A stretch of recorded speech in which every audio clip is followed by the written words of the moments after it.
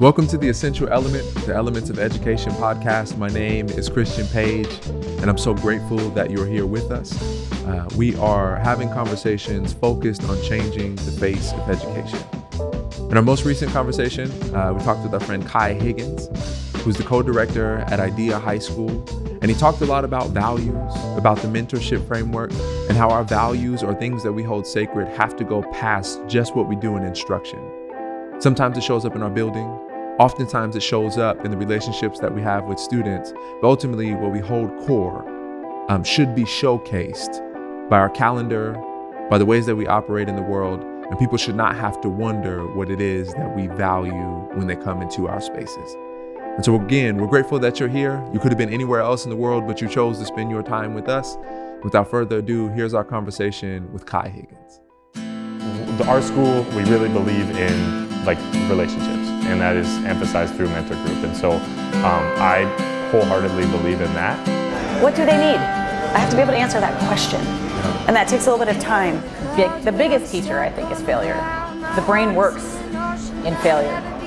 And those failures are actually synapses rewiring themselves in your brain. And think about where you want to be. Because when you find your place, you find your people. And our purpose is attached to people. You know, when there's a phenomenal teacher, when there's a phenomenal educator, when there's a phenomenal mentor, one of the mistakes that we make is we make it look too easy. Like, everyone sees the shining moment on stage. No one sees, right, like the hard time spent.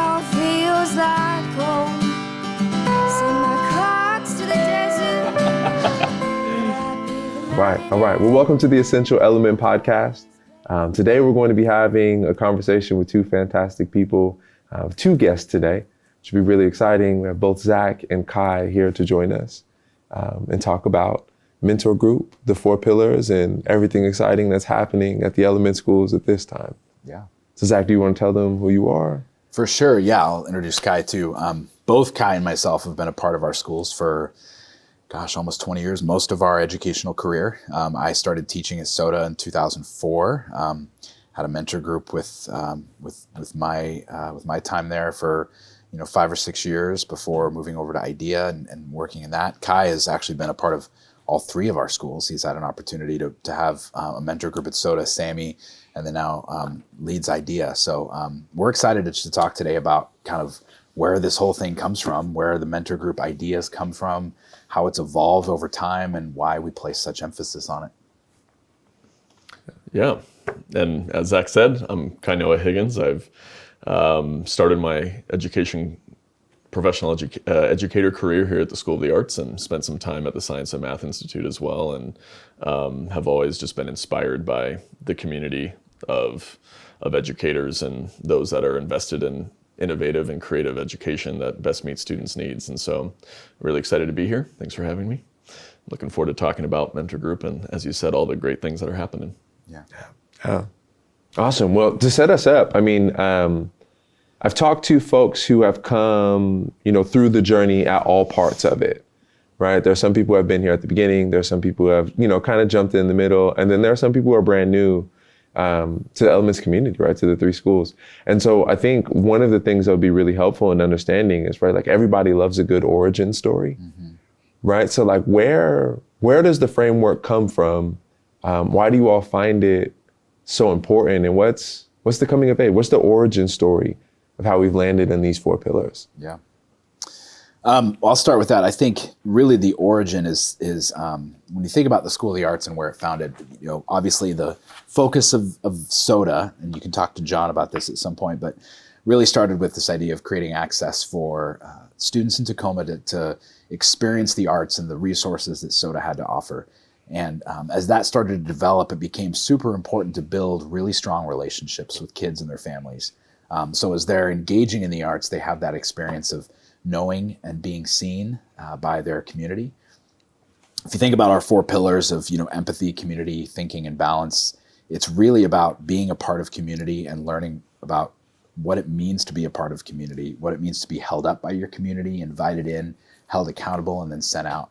And so much of that happens in school and is essential to school, but never well, I wouldn't say never. It oftentimes gets pushed aside as like a secondary thing or an add-on, or as like, oh, we're going to add some SEL time or some whole child time, but it never becomes the crux, the centerpiece. And so from the very beginning of SOTA, it was really about relationships are key. It's the most important thing. And if you look at research, there's from Zaretta Hammond to, Bandura, you've got tons of researchers that talk about the importance of that social emotional connection and having relationships be the cornerstone of any sort of cognitive growth. So it's research supported, and any person that you ask that's not in education, it makes sense, right? Like if you want to learn something, you have to have a relationship with someone that knows you and knows how to push you and challenge you. But unfortunately, it often becomes kind of a secondary thing in schools. It becomes something you add on and not something that you build your whole foundation on. And so that's where Mentor Group came from. It became this idea of creating kind of, the cornerstone, the foundation that we build all learning off of is learning how to build deep and lasting relationships between educators and students, bringing their families in to build stronger relationships with, so that as we start to explore different paths of lenses of learning, whether it's, the sciences or the arts or engineering and design with IDEA, that it's all centered around a deep relationship with a student and knowing who they are. Yeah, and when I first started teaching at the School of the Arts, obviously there was this kind of experience of being able to integrate arts-based themes into my instruction as a science teacher, and like that was really creative and cool, and I felt inspired to be able to think creatively about how to capture what students' interests and passions were really driving them, and harness that and help them to grasp these complex concepts that can be relatively dry at times through ways and relevancy that like mattered to them.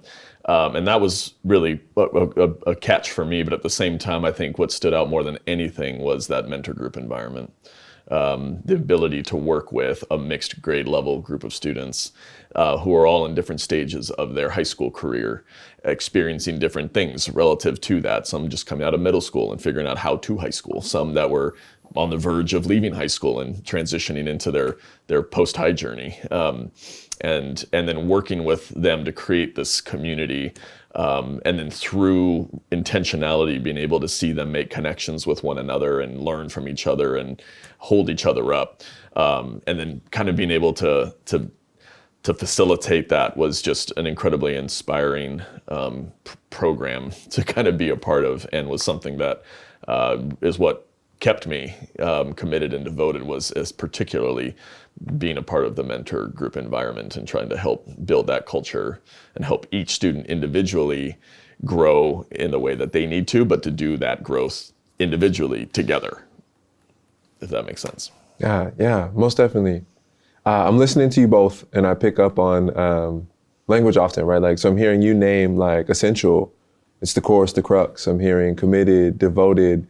I'm curious, right? Like, if people outside of education know this, if we find ourselves here, having a conversation about something that maybe is not normal, but that we've normalized in this space, what do you think is the biggest barrier, right? Or the reason why, like, other spaces in education might not be replicating or focusing on relationship as the core or the crux? I think it's time. I don't know if you've ever heard the idea that if you want to see where someone's real values are, look at their checkbook and their calendar. Like, where do they invest their time? Where do they invest their money? And that will tell you a lot about what people actually value. And if you look at our calendar, our weekly calendar, we devote significant amount of time every week to mentorship. And that's abnormal in education. Typically, like an advisory class is, 15 minutes a day, or attached to third period, or, something that's like ancillary. It's what we can squeeze in the mix of, ELA and social studies and math and all these things that are tested. So you look at our calendar, we value it because we devote time to it. And I think that's the biggest barrier. I think most schools would say, how are you going to pull 2 hours out of the week that we could be teaching math to relationships? And I think our response would be, how could you not pull 2 hours out of the week to build relationships? Yeah. And I think if we've learned anything in the last 3 years since the pandemic, it's like, that's what actually keeps kids coming to school. Like, why do kids show up to school? there's this idea that, yeah, you're going to come and learn these skills and that might get you into college and then you can get a job and become part of, the economy and pay your mortgage and all that stuff. And that's great. I think those are valuable skills. There's no question. But I think more than anything, kids show up to school because they learn how to be a part of a community and they're accepted into a community and they show up to be a part of that community. And that's what keeps them coming to school. That's what keeps them engaged. That's what keeps them motivated to finish, to actually complete something because they know it connects to their future. And whether that's college or whether that's a trade or whether that's starting their own business or whether that's just trying to figure out life until they know what they want to do. Like that essential piece of being a part of community is what keeps kids showing up, at least in my experience.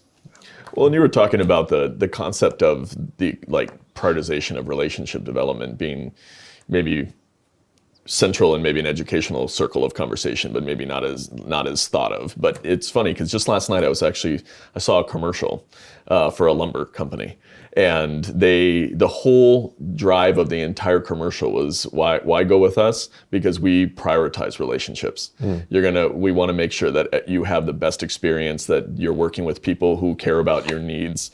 And I thought it was just funny because I was like, they're saying it doesn't matter what we sell or the quality of the product. If someone doesn't want to be a part of our community, then they're not going to buy from us. And there's like a direct transfer of that philosophy into schools. And I think sometimes the disconnect is there's an assumption, perhaps, I don't know this, but it feels like at times there's an assumption that these things are just absorbed through osmosis of the world. Like we don't have to actually work on it. We don't have to actually teach them. They just pick it up from being. But and then we always hear phrases like people won't remember what you did, but they'll remember how you made them feel. Things like that. Like it's part of society. It's part of the world, and everybody talks about it and knows it's key to success, whether in business or sales or whatever it might be. But I don't know that connection's always made. That where does that get developed? Where does that get fostered? Where does that get coached, mentored ultimately? And that comes from us. We have a chance here in the 4 years students spend with us to do some really good work in that and help them see the connection. I mean, across the board, like Zach was saying, I mean, there seems to not always be that prioritization of the importance of relationship development, but you go and you look at individual teacher philosophies, and most everyone recognizes that if you don't have a relationship, they might even say that if a kid doesn't like you, right, or at very least doesn't respect you, they're not going to learn from you. They're not. It doesn't matter how relevant, how engaging, whatever song and dance you're going to put out there, if they don't feel like you care about them and their success and are willing to take the time to understand who they are, where they come from, and make that connection, then their mind's going to be somewhere else.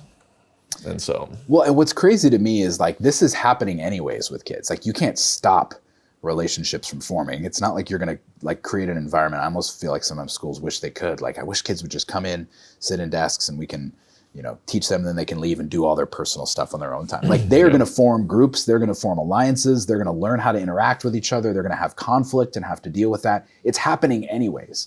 So you can't hide from it. You can either participate in it and say, this is what humans are doing. Let's figure out how to incorporate that into what we're doing every day so that we're talking about it and we're creating it.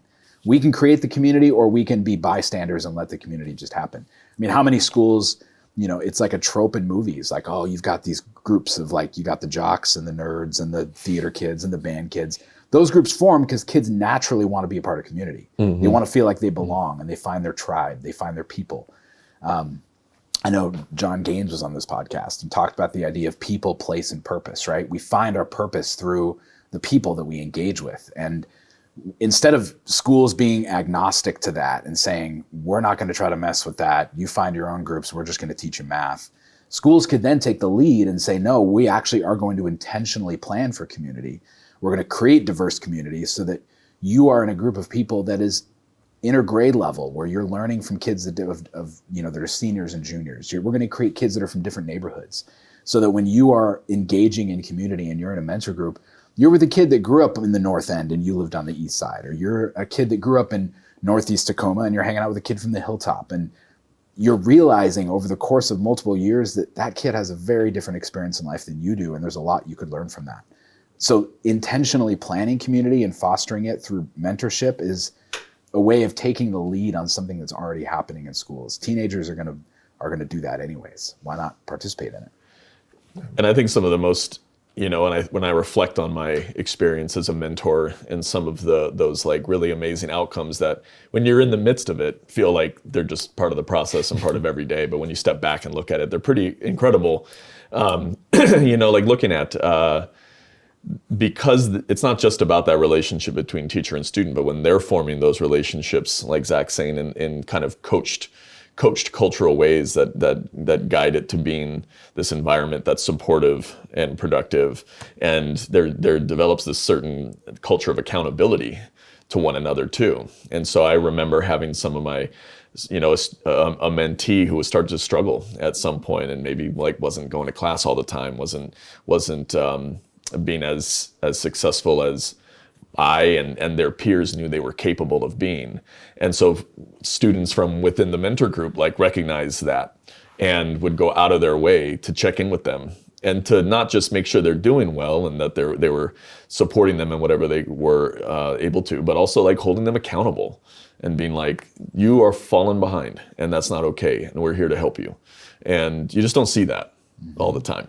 And so that was some of the powerful, and in the time when you see those moments happen, it does kind of bring a tear to your eye and pride and just feeling like this is something really special, and then our students are really growing as individuals, both as they receive support and give support, and hopefully as a result keeping our schools safer and helping each other learn at the highest levels and supporting one another, and then going out and making this world a better place.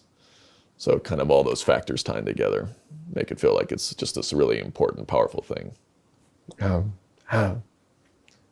I'm floored by this particular piece, right? And I think I have a question around it, is that there's a lot of dichotomy that you all are speaking about, right? Like there's the quantitative and the qualitative value, right? Is this standard or is it growth, right? Is this compliance or is it competence, right? Like being able to dance in between those. And I think the pillars exist in a really interesting space. But one of the things that I love about them, right, and I feel you all alluding to them, is that it's essentially when you build relationship with someone, you're able to focus on them as end user. Do you get what I mean when I say that? Right, like I might be pulling this out of the air, but like I think every system that they interact with, being an ethnographer for young people, think about it, every system that they interact with, right, has a For You page, right? Has a because you did this, here's this.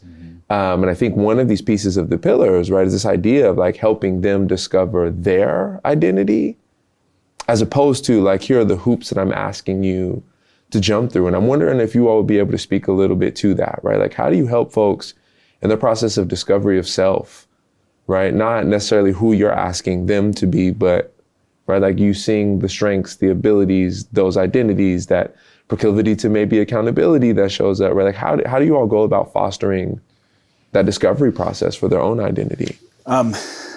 You just hit on something that just blew my mind a little bit, thinking about like, yes, every system that kids interact with has a For You page. Like there are systems that kids are every single day that are custom tailored to who they are. Like that's how technology works. That's what they're used to.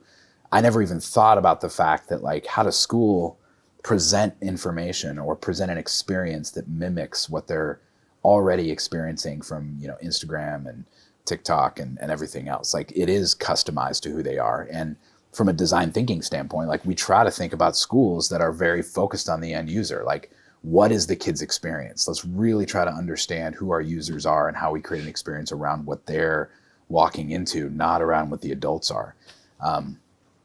That's a hard thing. And I think it does happen through relationship, but just to push it more, I mean, a lot of times we talk about relationship and the easy path to that is like, oh yeah, totally. I can have relationships with kids. That sounds great. Let's just hang out and talk about movies. And it's like, that's great. Yeah, that's the easy path. But the harder thing to do that a For You page is not going to do, that's going to fall short of is, okay, how is this going to push you forward as a human being? How is this going to help you achieve your goals? There's no For You page algorithm that's going to give you content that will make you progress as a person and help you achieve your goals. It's just going to give you what you're already putting in and feed you something that you already want. So the power of mentorship is not just that customized relationship that's like, yeah, you're into Marvel, great, I'm into Marvel too, let's talk about our favorite characters. That's fine as a starting point, but then what's next? What comes next after the connection piece? How do you say, where do you want to be, and how am I going to talk to you about your goals and the decisions you're going to make over the course of 4 years to get towards those goals? I don't know. No, and I'm excited you brought that up too, because I was been thinking actually about, and I know we'll get into some of the framework for mentor group and the student growth goals, but it's true, like that end user, these growth goals really are aligned with many of the aspects of design thinking. And then you brought up design thinking. Yeah. When you think about to begin with understanding a student's passions and interests and helping them to continue that self-discovery process, and then so you're again understanding your user in the process and helping them understand themselves and finding out where that alignment is, and then start working on constructing that prototype and developing strengths with each of the individuals, and working with them on this, like, this is a big project. Ultimately, them developing and growing through this process of high school and thinking about their lives after post-high is all this design process. And we are working with them to then think about those strengths and those skills that need development. They start testing those out. Where they test those out? In the community. So now they're engaging with the community, and they're applying those prototypes, and it becomes this testing ground as they're going out in internships, or they're working on projects within the mentor group. They're just being active, committed members of their class every day and coming ready to participate and make that space better. So they're applying those things. And at the end, you arrive at this culmination of a public product, which is their transition into the post-high. Like, what did all of that work to discover themselves through passions and interests, develop those strengths and skills, engage the community, now amount to how they're going to exit and what they're going to do with those experiences as the ultimate culminating project? What's their post-high plan, and how are we helping them to navigate that based on what they've developed in the time before? So it really is kind of this this user-based understanding that, and then working together on this project, this great project that ends up being their transition from us into whatever their next step is. Yeah, and I'm excited to get into what the framework is too here in a sec, but there's also this tie-in to, like, even just within the context of educational training, like looking at levels of pedagogy and how you actually engage students around thinking. I recently came across this researcher by the name of Joan Wink, who talks about this idea of critical pedagogy. She wrote a great book back in the 90s that has sort of 3 tiers. And I almost imagine it like that meme of, like, there's like the brain, and then the brain exploding, and then the brain in the stars, like the different stages of enlightenment. And what she talks about, those 3 stages, there's transmission, which is the initial stage of education. That's like, I'm going to transmit knowledge, you're going to pick it up, hopefully, and that's really the end of it. The next is like this collaborative co-creation process, where it's like, we're going to create that together. Like, you have all the knowledge you need inside your head already. My job as an educator is to activate that and to connect to that. And then the third stage is the hardest one to get to, and that's this transformational stage, where it's not only that co-creative stage, but it's happening in the context of authentic community. It's outside of the classroom walls. It's understanding how the learning that you're experiencing has relevance in your community. It's not just abstract. It's not just in this classroom. It's in the world. It makes sense of the world that you experience throughout your, walking through a city. And I think that's where you start to tie in the relationship piece with the place-based portion of our schools. Like, we intentionally place our schools in the middle of a city or the middle of a park or in these design spaces, so that as students are thinking about that relationship and how they're learning, they're creating that knowledge, but connecting it to their world that already exists. So it's not this abstract piece. I don't know if that resonates, but. Can I ask a bit of an archaic question? Please, yeah. This is designed to make you upset, right? Like, I love it. I'm just being honest about it, right? Yeah. Because I encounter this a lot in my work, and I'm hearing you in those 3 stages. And in some places, like, there has to be a relinquishing of, like, control. Yeah. Right? Oh, yeah. And there has to be some discovery period with students. And there also has to be some deference, right? So like I've watched, in different places, right? Like students take the lead on creating the anti-racist library at SOTA. Yeah, totally. Or students get into design space at IDEA, or an equitable leadership class at SAMI, where students are actually participating in like building the fabric of the culture at their school. Totally. Yeah. Right. And, I think that there are a lot of initiatives that speak to student voice, right? But there's also a lot of control or archaic ideas around like adults have the answers and students are here to get them. How do you respond to and I'm thinking like, I'm trying not to, now I'll shoot for it. Right? Like I've heard people say things to the effect of like, why would you let the patients run the asylum? Right? What makes you think that a 14-year-old can run a school system better than I do, right? But I hear you all not just co-creating, but like creating a transformational experience where youth voices sometimes have authority in space, right? Like what's that balance look like? How does that happen? How is it not the patients running around with keys to the asylum? Yeah, I think you should jump on this. The one thing I'll say is like the assumption you make by calling them patients is that they're sick. I don't know that that's an assumption I would agree with. I mean, I think it's hard, right? Because it is like that relinquishing the control or giving that trust to the process. Trusting the process, that can be rough sometimes. It is hard. And I think there is this constant like trying to, I don't know if walk the line's the right analogy or find the balance maybe is better. Find the balance between genuinely valuing the contribution and the voice, not humoring, genuinely valuing, but also recognizing that there's still a certain professional responsibility of facilitating, not maybe controlling, but still facilitating that process so that there is this guidance. Because some of the most creative and innovative ideas, I mean, there's sometimes like age has nothing to do with it. People have different experiences, different depths of experiences that contribute to their perspective of the world and therefore like bring those ideas based on that breadth of context. And yet at the same time, like there is an art and craft to guiding that process because you can't just go hands off. That's irresponsible. Yeah. Like fundamentally, like that's not anything. No one should just go, let's just step back and let them make all decisions in how we do this, because there might be some really valuable key things that as a professional educator are really key and essential. And it's again back to that like relationship and collaboration, and how do you build that through trust and through that team, that aspect of teamwork to kind of work together to define those outcomes and to design it, or to determine what those kind of end goals are.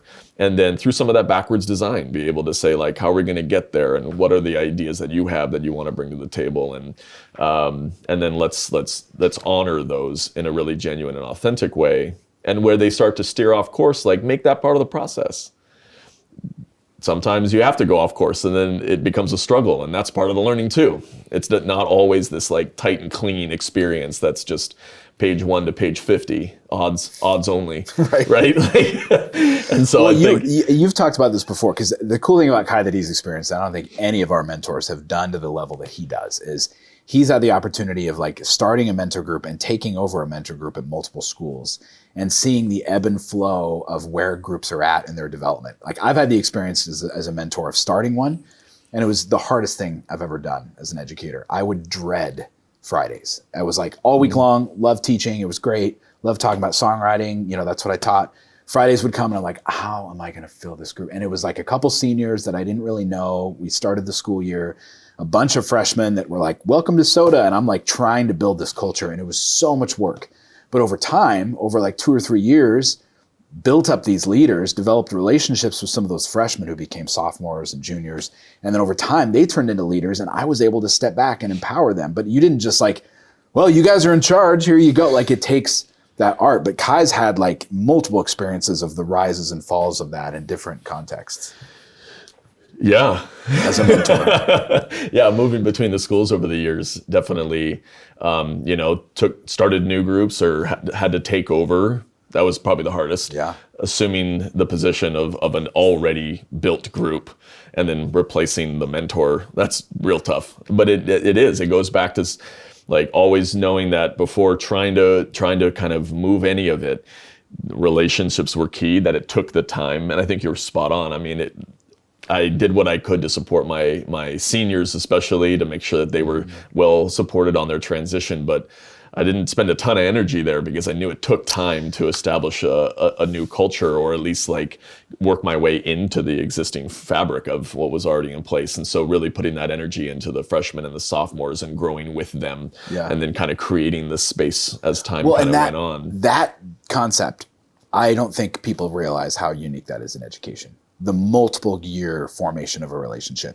I don't know any school that, there's very few, I think there's probably a couple, that think about like a 2 or 3 or 4 year arc of working with a group. You have your class for a semester, maybe a year, and then it's start over. And so the idea of like, I'm going to build culture with a group of people over the course of 4 years, knowing that I'm going to do the best for the seniors that I have now, but my game plan is 2 years out when the juniors are seniors and the sophomores are seniors, and I'm building them up as leaders, and I'm looking at this longer arc of this relationship of this group and building that culture that then becomes so strong and powerful because you're laying these seeds so that as new ninth graders come in, they're walking into this culture that you've spent years developing. That long-term thing is really unique in education. And it gave me the chance, and I know others have done this too, of creating even those communities within a community, right? We have these small school communities and we have these mentor group communities. And even within that mentor group community became these, what I kind of have just referred to as peer pods. And so having these mixed grade level groups that are even smaller, that sometimes that big community circle is really great to build those relationships and have a conversation. But sometimes getting even more intimate than that, and then establishing those relationships and kind of remaining committed. And I know others have kind of some different approaches to it, but I always found that the most success when those groups were committed to. And so you had your juniors and seniors, and honestly, particularly juniors, because seniors sometimes they're already thinking about the time beyond. But those juniors really leading that group in a lot of ways and being able to support, because again, like I was saying earlier, where they are in their career of high school is so different. But then coming together to have those conversations about their experiences, or to have their conversations about their different realities. And again, creating that, sometimes it can be hard to feel like you're responsible for 25 at a time, but when you know you have a team that you're responsible for, that's 4 or 5, then you're building those relationships, like that accountability is amplified. And that was always the goal, was to start with that, build those relationships, and just constantly talk about the power of that with them. I don't mean to digress too much, but I feel like too many times we don't give our students enough credit for being able to hang with just some real talk. Like we're always thinking about strategies and tricks and things we got to do to like get them to do something that they don't realize they're doing. We hear that too, like trick them into learning. And there's an art to some of that tact and strategy and approach to things. But at the same time, sometimes just having a real conversation about what our goals are, and then like kind of maybe to bring it back to what we were talking about earlier, through that identification, like here's the non-negotiables. Like we need to get to this point. How we get there, we got to work on together, because we're in this together. And so whether that's in the whole group or these peer pods, being able to set those goals and then empower those upperclassmen to kind of take lead in facilitating that, then, allowed me more opportunities to build more intimate relationships with students, to find out where they were and how I could individually support them on what their goals were, and look at how to get them from where they're at to where they want to be. And so... Hear that. Riffing a bit, but no. I think that you all landed this very well. I think I have a last question for you all as we think through, so whenever I'm with students, whenever I have a conversation with students, whenever I'm teaching in the classroom, the thing that they want to know, right? And we'll use this terminology because I don't think the real world is the right term, because my students are often already living in the real world. They have to navigate a whole life, right? But, I don't name in the field, like I say to them, like, and in the wild, here's how this will work, right? Like if we're talking about literary devices, or we're talking about some form of something that they might use in their writing, like we'll use alliteration as a softball here, right? Like I don't just want you to be able to have this skill for the sake of having this skill. I want you to know that Dunkin' Donuts and Seattle Seahawks found this valuable, right? Like, so out in the wild, I think that this is important. I'm curious, right? With the 4 growth goals, you've talked to this idea of vision, the setup, the idea, like when we first started. How did this function in the mentor groups out in the wild? Yeah. Right? Like how does this work? Right? How does it look in a practical sense? And how do we get students ultimately to the goal? Like you're saying, here are the non-negotiables, and building that pathway with them. I just want to say one thing. So we're holding this document. We put together this framework to try to like help not only our teachers know, we have a version just for teachers that walks through like what are the 4 goals, but then we created this one for families and students so that they can see like this is what we hope you will see out in the world. Like this is what we want you to experience. And the 4 goals are discovering yourself, which is that idea of like self-reflection, understanding who you are, what your strengths are, what your challenges are, developing your strengths, this idea of, okay, I'm going to work on these things and get better at them. So how do I improve that? Engaging your community, how do I show up and be a part of that? And then navigating your future, where do I want to go? And I think these 4 goals, they seem very simple. Talk about being in the wild. Like if I was to go to a company and they were to say, hey, welcome to our company, we really want you to excel here and move up in your career and be a part of this. Like, why would you not use something like these 4 goals to be successful working in any group of people? Like understanding how you fit and what you bring to the group, understanding how you're going to get better, understanding how you're going to play in a team, and understanding where your team's going. I mean, like these things could be taught to any company on how you develop human resources. You know, how do you develop people that are coming in? The hope is that this framework is really preparing kids, and this is going to reveal a little bit of a bias I have, but like my pet peeve is when people call these soft skills. It's like, oh, these are the soft skills. The hard skills, the real stuff, that's learning how to, factor, or learning how to like write a 5-paragraph essay. That's the stuff that really matters. The soft skills will also teach you a little bit of that. You talk to anybody in the real world, the wild, this is what matters, right? Like you can get ChatGPT to write you a 5-paragraph essay if you want, but like, do you know how to engage a team and how to be a part of a team? How to like recognize what you're not good at and get better and be honest about it? How to reflect as like an individual about your work on a team and how to improve it? How to plan for where you're going? That's stuff you can't train an AI to do. And I think these skills are the hard skills. The soft skills are the stuff that you pick up along the way that you need to accomplish that. But that's just my own little bias. Yeah, and I think to honor kind of the history of how this came to be, because again, if hopefully this is going to get heard by someone who goes like, yeah, we have things we care about, but haven't figured out how to exactly couch it. I mean, it really began with a certain level of accountability, trying to create aspects of accountability, both for students and for their mentors. And so originally we had a rubric laid out, and it was related to like more traditionally termed things like attendance. Are students like coming to school regularly? That's something that a mentor should care about and a student should be thinking about, and that should be part of a conversation. Or like, how are they doing with their academics? Or how are they doing with a post-high plan? So they were these really like kind of traditionally termed aspects of what it meant to be successful in the bigger picture of the educational experience. And so for a long time, mentors, we were looking at those pieces and having students self-reflect and doing a lot of good things with that. But then we started to take a step back and go, is that really what it's about? Is it really about like just straight up rote attendance? They do a number crunch and they go like, oh, I guess I'm below average, or things like that. And that's where the conversation began to expand that, so that there was much more of this kind of a broader look at where those things really, like, what's really behind that? Why is that important? So attendance wasn't just about attendance for the sake of attendance anymore. Part of that attendance thing was like, that's really about being present to engage with your community, being a part of it, knowing that you are of value and that others are going to provide you value, but you got to be a part of it.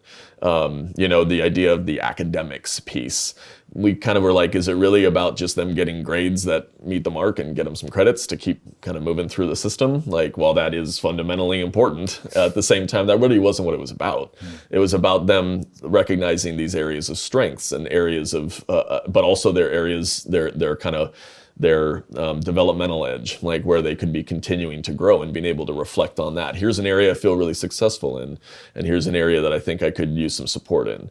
And that takes us down all sorts of different paths into the like other areas that hopefully on future conversations they can, I think it would make sense to dive into each individual to talk about. Yeah, no, we got to dive into them for sure. The actual pieces where there's, bridge programs and the internship program and all these aspects that are part of each of these components, programming within the schools that are really leaning and supporting these.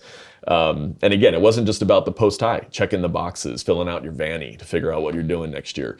It was really about thinking about how all these things you've been working on amount to something that really means something to you after high school. So how, as a mentor, are you engaging in those conversations that help them reflect deeply about what it is that they see themselves doing next year, 5 years beyond that, and guide them through that process and help them access the resources that help them to achieve it. And so that's where this growth of the framework came from, I think, too, was that we always knew the fundamental core aspects that were just traditionally important to success. But then how do we grow that into something that actually means a lot more than just checking the boxes? Mm-hmm. And that's how we arrived at the development of these growth goals.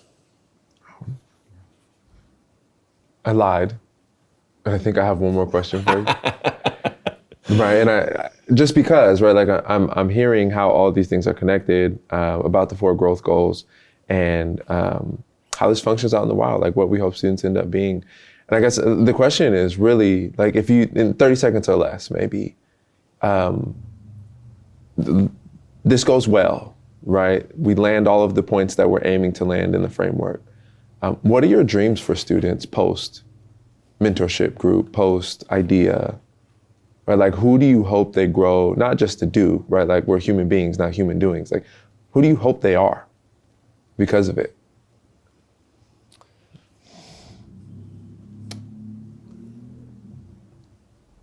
I think, and I will speak for myself, but I also believe I probably represent a lot of the members of our community, is that we want students to be the best versions of themselves and to have a positive impact on their communities when they leave.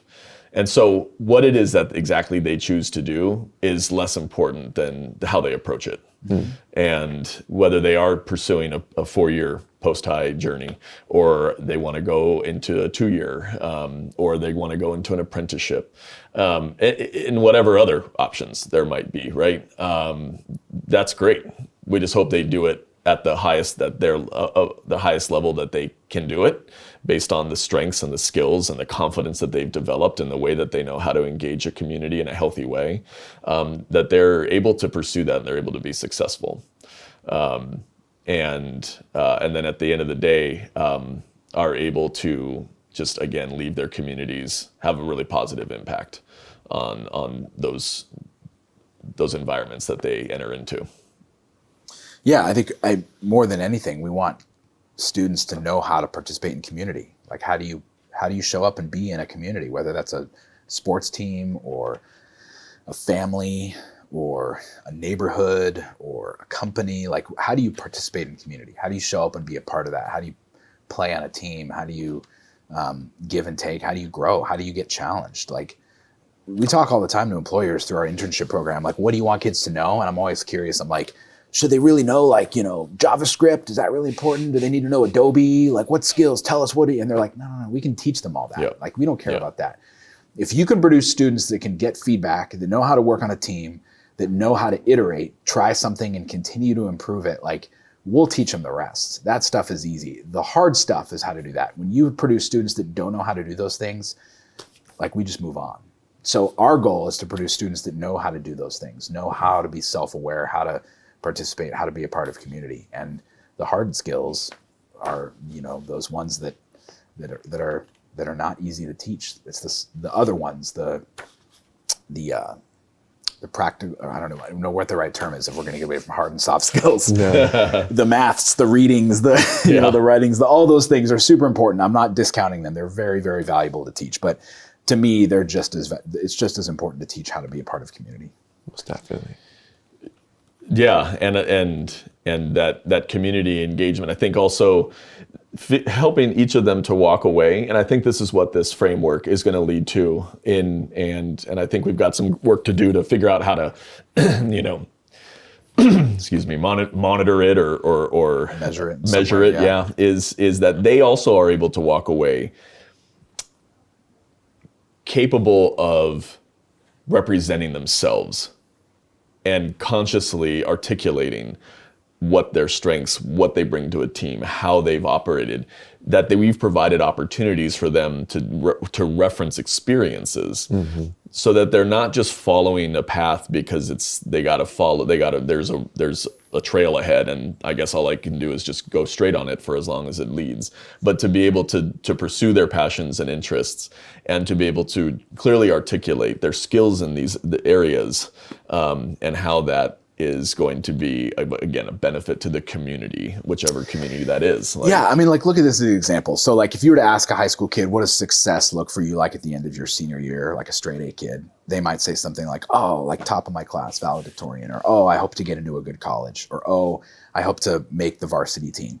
Those are fine goals. That's great. They're all focused on an individual, on me. What are my goals? What am I doing? And how am I comparing myself to others? How revolutionary would it be if you asked a high school kid, what are your goals? What does success look like? And they said, my success would look like my entire mentor group all graduates from high school on time and all has a plan for what they're doing after school, or that all of us succeed together, or that we complete this project together. If you ask anyone on a team at a business, like if you were to go to any corporation and ask someone, what's your goal? My goal is to become CEO. Everyone's like, man, screw that guy. Like, there's a resentment there because it's individual. It's not team oriented. If their goal is, my goal is that our team becomes the best in the division, or my team is able to like reach this goal, whatever that specific goal is, that's what collaborative work looks like in the wild, in the real world. And yet somehow school becomes individual. And it doesn't prepare kids for what the wild is actually like.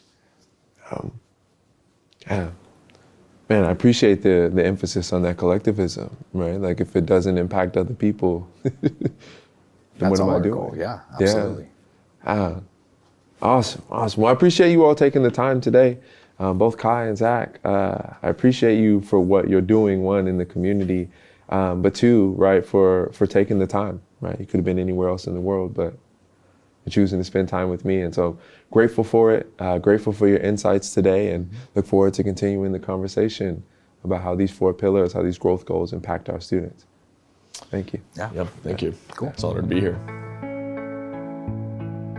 Elements of Education is a 501c3 nonprofit organization in Tacoma, Washington, dedicated to changing public education to better serve the specific and diverse needs of students in our public schools.